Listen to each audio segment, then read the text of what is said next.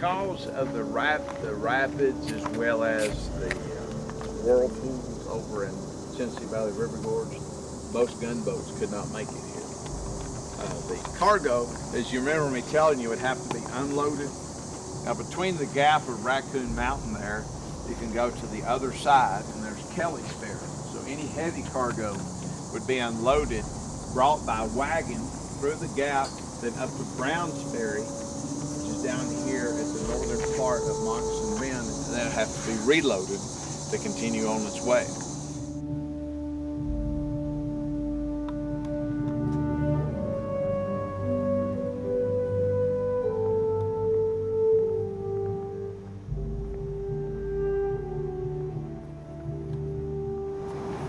What is that way down there? I don't know.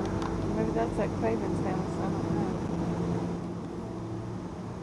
But you know, you just look. How in the world could they even think they could crawl up here? Yeah. I mean, this is straight up rock. I wonder if like 700 of them got shot trying to come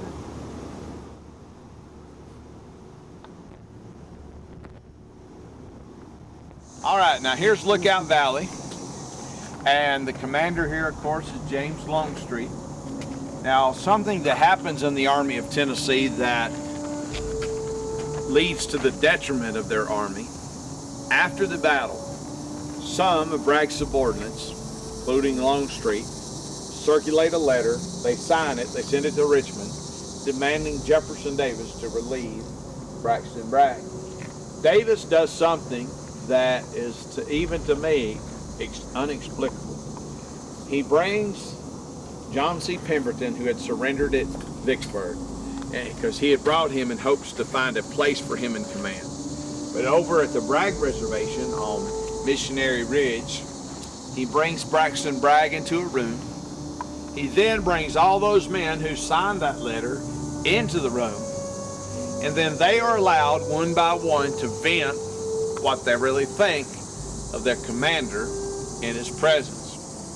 And then after it's all said and done, Davis arises, gives a short speech whereby he says Braxton Bragg will stay in command.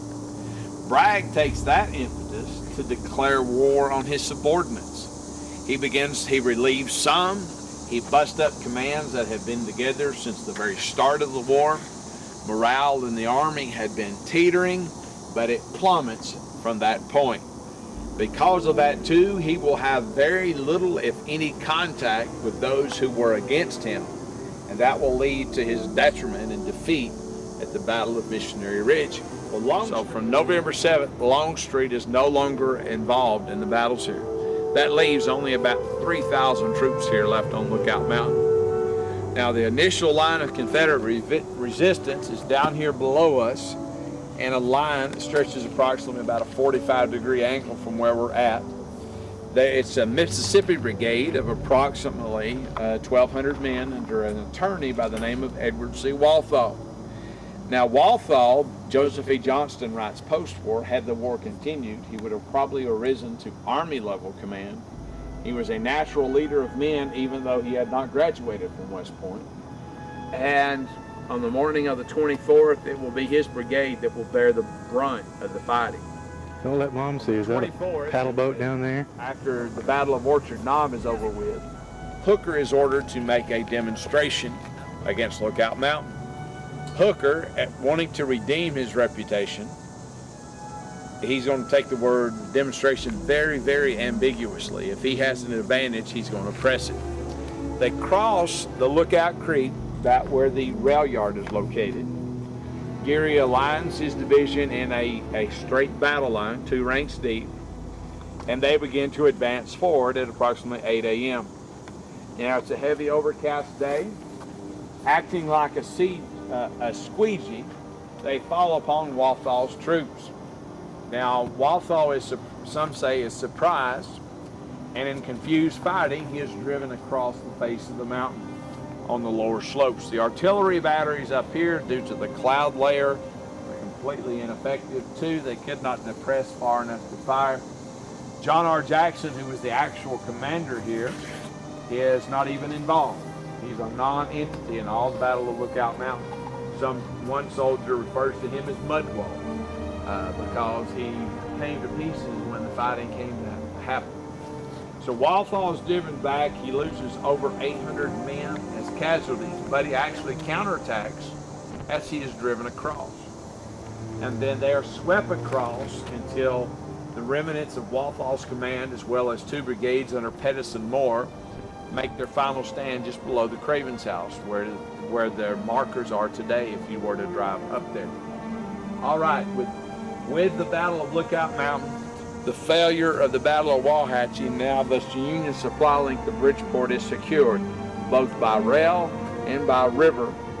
And so it's the end, it's the beginning of the end. Once the Cracker Line is open, things rapidly begin to happen. And by November 25th, the Confederate presence is swept completely from the city. Now, just a point of interest, the rail line you will see down there is the approximate location of the Memphis-Charleston Railway. If you were to see the painting, and we have in our visitor center, Walker painting, the bridge you will see down here just to the right on the painting is shown destroyed. That is the bridge that would have been destroyed in that painting.